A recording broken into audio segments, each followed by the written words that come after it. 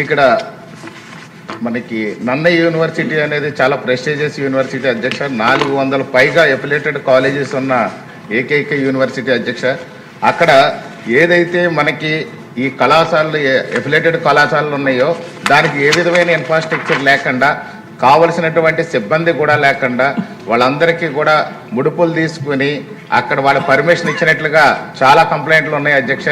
గత ప్రభుత్వ హయాంలో అయితే మితిమీరినటువంటి అక్రమాలు కూడా జరిగినాయి అధ్యక్ష. అక్కడ ఏ విధమైన ఇన్ఫ్రాస్ట్రక్చర్ ఉండదు, అధ్యాపకులు ఉండరు. ఒకే అధ్యాపకుడు 5-6 కాలేజీల్లో కూడా వర్క్ చేస్తున్నట్టుగా కూడా చూపించి వాళ్ళ పర్మిషన్ ఇస్తారు అధ్యక్ష. అందులో యూనివర్సిటీ అధికారులు కూడా కుమ్మక్కయ్యే ఇంత అన్యాయాన్ని పెద్ద ఎత్తున విద్యార్థులందరికీ కూడా అన్యాయం చేస్తున్నారు అధ్యక్ష. మన మంత్రి గారు ఏదైతే అన్ని ప్రక్షాళన చేస్తూ విద్యా వ్యవస్థలో కూడా అద్భుతమైన పెనుమార్పులు తీసుకొస్తూ ఉన్న సమయంలో కూడా ఇప్పుడు ప్రస్తుతం కూడా ఇదే అక్రమాలు జరగడం చాలా దారుణమైన పరిస్థితి దారితీస్తుంది.